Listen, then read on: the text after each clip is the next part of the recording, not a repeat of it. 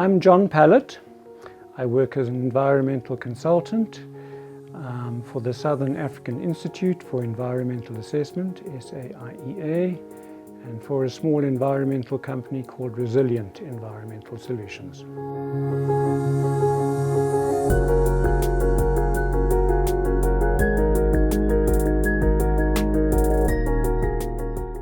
We're looking at bush encroachment. The second point is that I can't speak as a real expert because I don't have kind of farming day-to-day experience of bush encroachment. I live in a city, I'm an environmental consultant, so I'm kind of see this from that perspective. So I've had to learn a lot about bush encroachment in the process, and I've seen what's happening on the ground and spoken to farmers, so I do have that experience to draw on. Bush encroachment has been with us for a long time, probably more than 60 years, and so when we want to restore land and we want to control bush and hope that land will be restored quickly, it's not going to happen as quickly and diff-doof-duff like that. It's going to be a long process, and we have to kind of understand what are the factors which have caused bush encroachment and then think about how we can counteract those factors. We've lost the mega herbivores off our farms that are kind of the natural bulldozers that help to keep bush thin.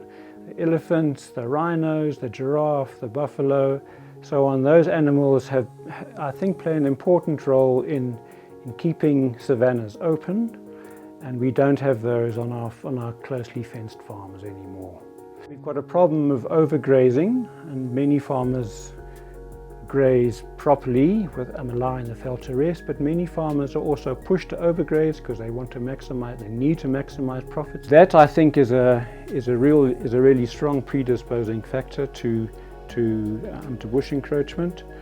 But farmers must realize that they are really looking after the grassland and the soil more than the cattle. So they should be watching their land closely and making sure they keep the perennial grasses there, making sure that they give the land enough time to rest, so there's rotational grazing in a farm.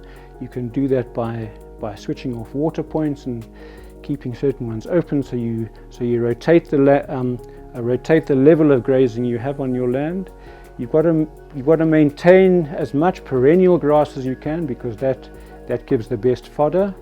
And the farmer should be aware of what grasses are most nutritious, and try and watch for those that as soon as those are being eradicated by heavy grazing, and the grazers should be removed. And a factor that is more and more in our faces is increasing carbon in the atmosphere.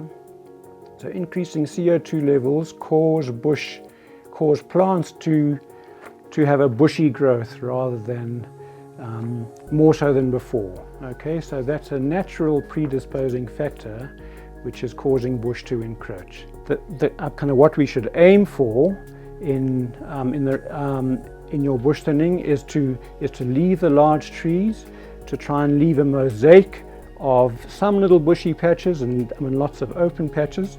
The bushy patches are still important for the animals like the kudu and the steenbok. They like to settle and hide in there. The bush will always come back. We've got those two predisposing factors, the lack of the mega herbivores and the CO2, which will drive bush encroachment.